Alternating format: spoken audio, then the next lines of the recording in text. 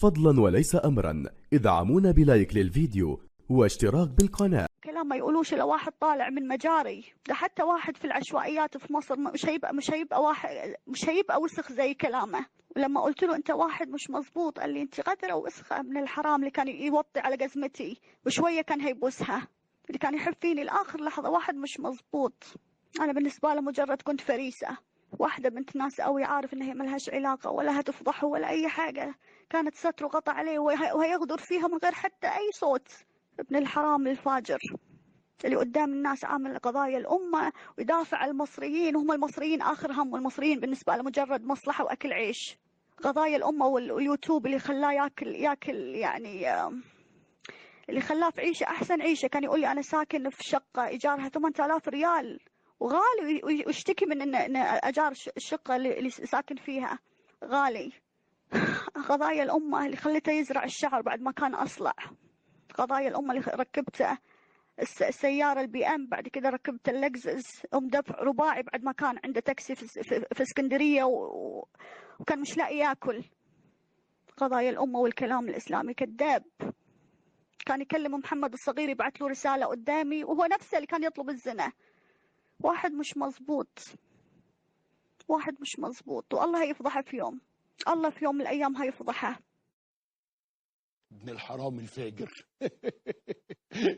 لذيذ والله. محمد صغير ده الشيخ محمد الصغير، مش محمد صغير اللي عندنا، هذا الشيخ محمد صغير هناك المفتي بتاعهم، وقاعد معاها بقى 4 ايام قاعدين في الاوتيل. هتعرفوا بقى في قطر الموضوع بيحصل ازاي جوه الاوتيل، وهتعرفوا موضوع وفي الصوت اللي جاي واللي وراه قطر هتتهز جامد. بالنسبة له مجرد كنت فريسة، واحدة بنت ناس قوي، عارف ان هي ملهاش علاقة ولا هتفضحه ولا اي حاجة، كانت ستر وغطى عليه وهيغدر فيها من غير حتى اي صوت. ابن الحرام الفاجر اللي قدام الناس عامل قضايا الأمة ويدافع عن المصريين، وهم المصريين آخر هم، والمصريين بالنسبة له مجرد مصلحة وأكل عيش. قضايا الأمة واليوتيوب اللي خلاه ياكل يعني اللي خلاه في عيشة أحسن عيشة. كان يقول لي أنا ساكن في شقة إيجارها 8000 ريال وغالي، ويشتكي من إن أجار الشقة اللي ساكن فيها غالي. قضايا الأمة اللي خلته يزرع الشعر بعد ما كان أصلع. قضايا الأمة اللي ركبته السيارة البي ام، بعد كده ركبت اللكزس دفع رباعي بعد ما كان عنده تاكسي في اسكندرية وكان مش لاقي ياكل. قضايا الأمة والكلام الإسلامي كذاب. كان يكلم محمد الصغير يبعث له رسالة قدامي وهو نفسه اللي كان يطلب الزنا. واحد مش مزبوط، واحد مش مزبوط، والله هيفضحه في يوم، الله في يوم من الأيام هيفضحه. ابن الحرام الفاجر لذيذ والله. محمد صغير ده الشيخ محمد الصغير، مش محمد صغير اللي عندنا، هذا الشيخ محمد صغير هناك المفتي بتاعهم، وقاعد معاها بقى 4 ايام قاعدين في الاوتيل. هتعرفوا بقى في قطر الموضوع بيحصل ازاي جوه الاوتيل، وهتعرفوا موضوع وفي الصوت اللي جاي واللي وراه قطر هتتهز جامد.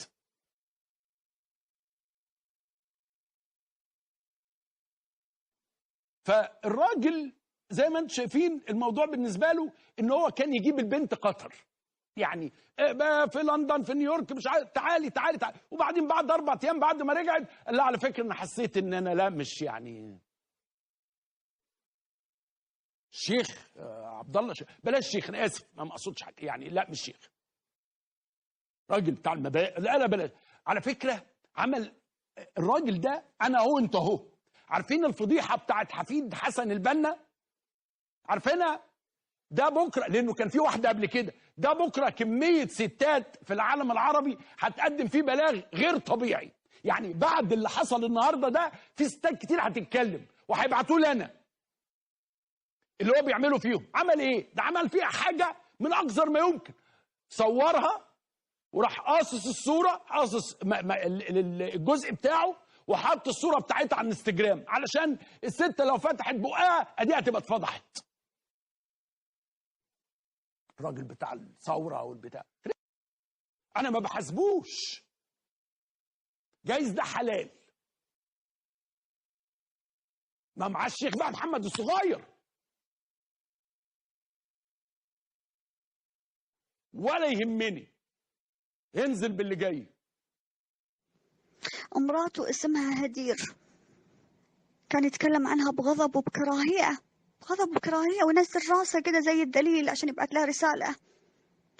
كانت رايحة في السوبر ماركت، وكان رايح يعني شارية حاجة بتبعت له رسالة، فقعد يوريني يقول شوف احنا بنتكلم ازاي، ما بتقوليش كلمة حبيبي، اللي عامل نفسه أسد قدام الناس ولحيته متدين وصالح والإسلامي والله المستعان والكلام الإسلامي المزيف. قعد يذم فيها يذم فيها يذم فيها للحرام الفاجر اللي 4 أيام شفته فيه. ما فيش مرة تكلم عن مراته كلمة طيبة، ما فيش مرة. كان كل مرة يجيب في سيرتها كان يفتكر ان انا لما اجيب في سيرتها معناته ان انا هنهش في لحمها معاه. اللي ما سمعش مني كلمة واحدة كنت بسمعه وبسكت. ابن الحرام الفاجر اللي يدور الزنا. اول ليلة طلب مني الزنا، اللي كان في الرسائل قبل ما اشوفه يقول لي اطمني يا ريم تعالي وتطمني، وكلام الاسلام المزيف، انا مش هعمل معاكي حدود، مش هتعدى معاكي حدود الادب والشرع. واول ليله يطلب فيها مني الزنا.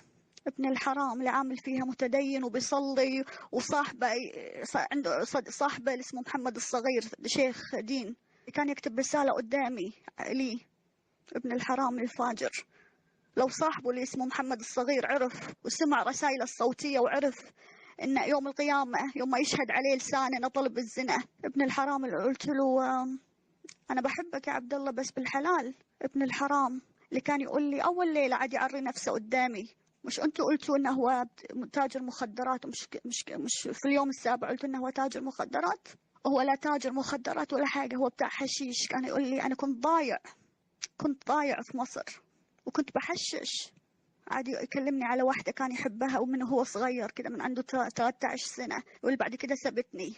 غالبا سابته الفقر، ولأن واحد ما كانش عنده حاجة، ما كانش عنده حاجة. يقول لي قعدت أبكي عليها وكنت ضايع وكنت بحشش. ابن الحرام اللي كنت ستر وغطى عليه، اللي كان يقول لي بعد ما اشتهرت بعتت لي على الفيسبوك وما ردتش عليها. من الحاجات اللي كمان قال لي عليها انه هو قال لي على القطريات، مش هو قاعد في قطر وخيره من قطر، ومع هذا كان يذم في قطر. كان يقول لي واحنا بنتمشى، فبقول له انا اول مره اروح قطر، فبقول له قطر حلوه، يعني حلوه كانها دوله يعني كل حاجه فيها حلوه. فيقول لي الناس ساكته رغم في فساد، في تجاوزات وفي فساد، بس الناس ساكته عشان الانجازات المعماريه وكذا. ابن الحرام الفاجر اول يوم عشان يحسسني انه هو مرغوب كان يقول لي انا كنت رايح مصلحه حكوميه في قطر، وواحدة موظفة قطرية قالت له أصورك؟ قال لها أوكي. فتقول لي بعد ما صورتني قالت لي اديني سنابك، فقلت لها اديتها السناب، مع انه هو السناب بتاعه خاص مش عام. فيقول لي بعد ما روحت لقيتها بعتالي مسج تقول لي تعال افطر معايا ثاني يوم الصبح. يقول لها يقول لي انا رحت، انا راجل. ابن الحرام الفاجر اللي فاهم الرجولة، تعلم الرجولة في بالوعة السلفيين المنحرفين، ولا بالوعة المحششين اللي كان يحشش معاهم، ولا بالوعة الحارة اللي هو جاي منها. واحد مش مزبوط. ما كان يقدر يقول لا على القطريات. قال لي في واحدة قطرية ثانية قالت له تعالى، مش عارفة يعني ازاي قالت له او شافها فين، فقال لي رحت لها وبعتت السواق بتاعها عشان يديني ساعة رولكس. هو ما كانش عايز الساعة الرولكس، كان عايز الحرام. ابن الحرام اللي كنت اقول لعبد الله انا مش زي القطريات دول، يقول انا عارف انت مش محتاجة تقولي لي، انا عارف مش محتاجة تقولي لي. ابن الحرام الفاجر يروح للقطريات عادي، اي واحدة تقول له تعالى قطرية يروح لها، بس المصرية يخاف منها. يقول لي أنا رحت السفارة المصرية، يقول لي السفارة الموظفين في السفارة المصرية يقولوا لي أستاذ عبد الله ويحترموني، بس ما يدونيش ورق. كان عايز يجدد مش عارفة إيه. ابن الحرام اللي أوهمني إنه هو جوازه المصري مش يعني ما يقدرش يسافر، لأن إن جوازه المصري مش مدينه عليه تجديد، وأنا عارفة إنه هو عنده جواز ثاني وهو اعترف بنفسه. الخسيس ابن الحرام النذل اللي كان عايزني أجيله قطر عشان أوهمني إنه ما يقدرش يسافر، وهو كذاب. هو كان متفق معي على لندن قبل كده وهرب. خاف، الله أعلم، خاف الناس تشوفه، خاف إنه يدفع تذكرة، خاف إنه الله أعلم. الحمد لله كل رسائله الصوتية اللي يقولي تعالي لندن وأروح لك مخصوص وأحجز الأوتيل وأحجز كل حاجة، وبعد كده يهرب. قعد 1.5 شهر ما بكلموش. قلت له أنت مش راجل. وبعد كده لما رجعت أكلمه قال لي أنا فرحت برجوعك زي الأطفال ومش عارفة إيه، اللي ما عاتبته ولا على كلمة، ما قلتلوش أنت مش راجل. لما رجعت له قلت له أنا مش هعاتبك يا عبد الله، اللي كنت ستره غطى عليه، اللي كان يكلم نفسه ثالث يوم في السيارة زي واحدة كده تحبه، اللي أول ليلة شفته فيها وإحنا قاعدين في الكافيه بتاع الأوتيل، اللي مدير الحسابات بتاع الأوتيل شافه آخر ليلة وهو طالع لي ويسأله ويقول له أنت ساكن هنا أستاذ عبد الله؟ قال له أنا طالع لمراتي. هو كذاب،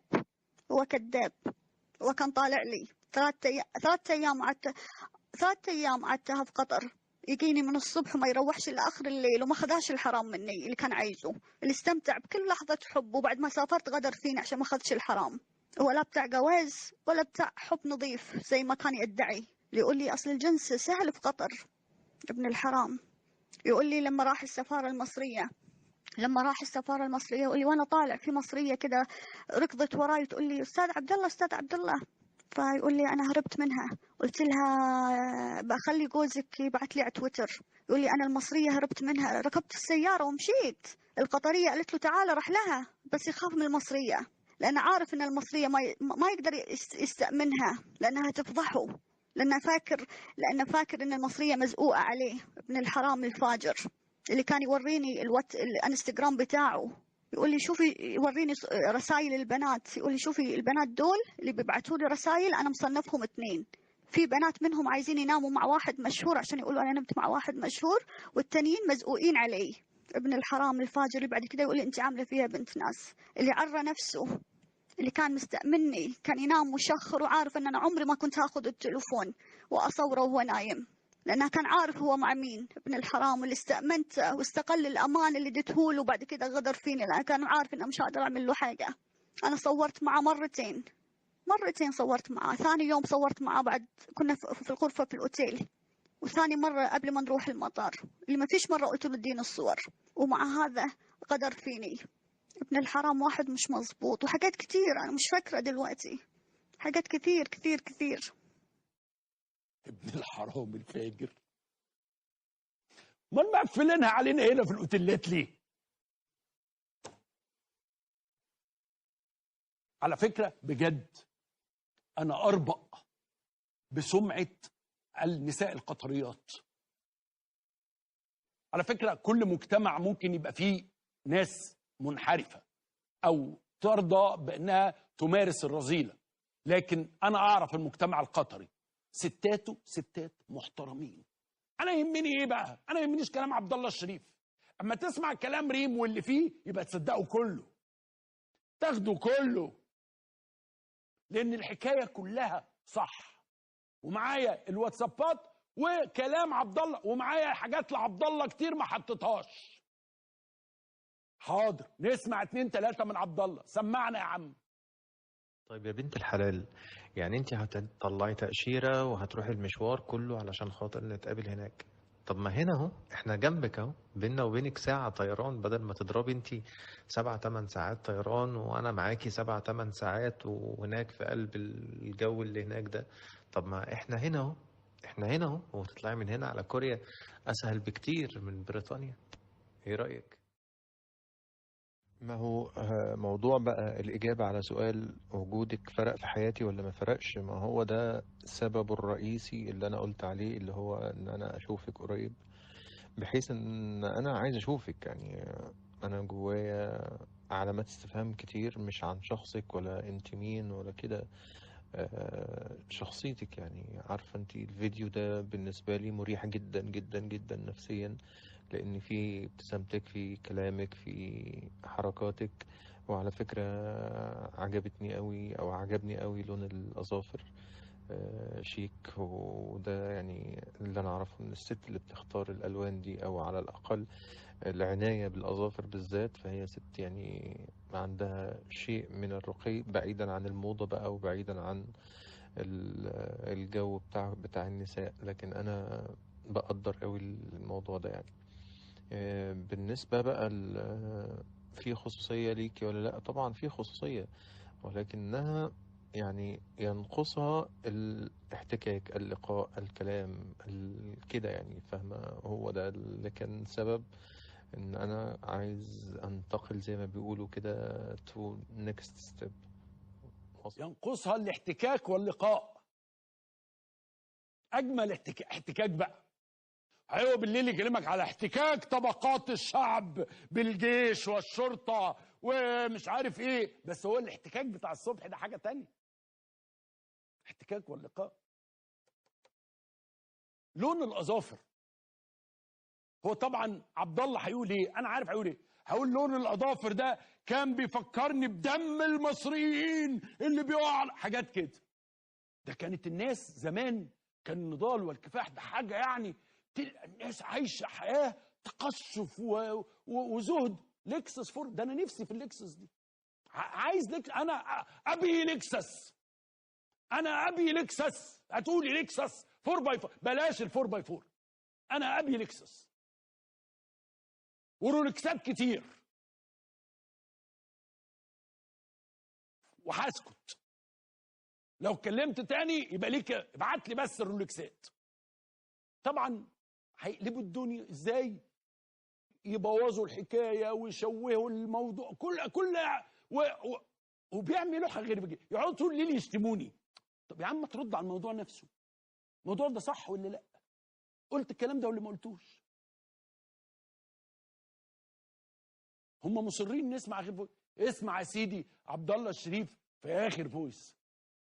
شوف يا ستي، لما بيجي حد من هنا عايز يقابلني مثلا من بره من الجماعة بتوع القنوات الخارجية أو كده، فعلشان أنا ما أظهرش في مكان عام مع الشخص اللي معروف دوت ومحسوب على جهة معينة، فإحنا بنختار فندق معين، بنروح نقعد في الكافيه بتاع الفندق.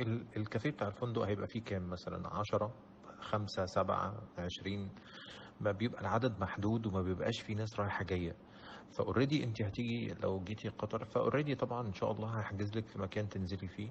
فاوريدي المكان ده هيبقى فيه كافيه، فهو الكافيه ده اللي احنا هنقعد فيه محدود جدا، ودائما يعني او غالبا بيكون زواره اجانب مش عرب. وحتى لو عرب يعني وشافني 3 4 وانا قاعد، ما حدش هيسألني يعني انت قاعد ليه هنا وبتعمل ايه ومين معاك، يعني ما تشغليش بالك. اتفق معاكي تماما في النقطة بتاعت الحاجات اللي تيجي بسرعة بتخوف. اوكي الكلام ده لو انا خايف منك او انت عندك تحفظ من ناحيتي، بس انا اظن انت عارفة بتتكلمي مع مين، واظن ان انا مرتاح لك كفاية كون ان انت معاكي رقم الواتساب. واشهد الله سبحانه وتعالى ان ما في حد، ما في واحدة بتكلمني هنا الا انت. فاعلمي ان لك خصوصية من البداية، من البداية اصلا يعني. بس لكن كون ان هي جت بسرعة، واي نوت؟ حاجة حلوة جت بسرعة نخاف منها عشان هي جت بسرعة؟ لا لا خالص. انا لعلمك شخصية مغامرة جدا جدا جدا، عشان كده الفضول اللي جوايا ان انا اعرفك اكتر بيقول لي قول لها تيجي النهاردة، بكرة، بعده. بس طبعا ده يعني ضرب من ضروب الجنون. اكيد عندك الالتزامات، ارتباطات او كده، لكن من ناحية الترتيب لهنا ما تقلقيش خالص يعني. إن شاء الله الأمر يكون ميسر يعني وآمن جدا. بس طيب كويس، أنا هظبط على كده. هشوف بس يوم 3 ده هيكون في أول الأسبوع ولا لأ، علشان الحلقة عندي بصور الأربع، فلازم أكون الأربع في قطر. فهشوف يوم 3 ده بس يكون يوم إيه وهرجع لك تاني. بس يا ستي ما تزقيش، أتعب لك والله لو هروح لك كوريا نفسها. ما عنديش أي مشكلة خالص. خلاص إن شاء الله لندن هظبط الدنيا وهقول لك. انا ان شاء الله باذن الله يعني يوم 3 ده هيبقى يوم جمعه، فهيبقى مناسب ان انا اخلص وامشي الجمعه. وهحجز اشوف حجز يوتيوب كمان لو متاح ان انا اصور حاجه هناك ان شاء الله يبقى بالمره يعني. فخلاص ظبطي على اول يناير. انا بس بيعجبني الاستخدام الديني في الاشياء، اللي هو اشهدك بالله، وهي علاقه خارج نطاق الشرعيه، يعني انه ما فيش غيرك في حياتي. كلام ما يقولوش لو واحد طالع من مجاري. ده حتى واحد في العشوائيات في مصر مش هيبقى وسخ زي كلامه. ولما قلت له انت واحد مش مزبوط قال لي انت غدرة وسخة من الحرام. اللي كان يوطي على جزمتي وشوية كان هيبوسها، اللي كان يحب فيني لاخر لحظة. واحد مش مزبوط. انا بالنسبة له مجرد كنت فريسة، واحدة بنت ناس قوي، عارف ان هي ملهاش علاقة ولا هتفضحه ولا اي حاجة. كانت ستر وغطى عليه وهيغدر فيها من غير حتى اي صوت. ابن الحرام الفاجر اللي قدام الناس عامل قضايا الأمة ويدافع عن المصريين، وهم المصريين آخر هم، والمصريين بالنسبة له مجرد مصلحة وأكل عيش. قضايا الأمة واليوتيوب اللي خلاه ياكل يعني اللي خلاه في عيشة أحسن عيشة. كان يقول لي أنا ساكن في شقة إيجارها 8000 ريال وغالي، ويشتكي من إن أجار الشقة اللي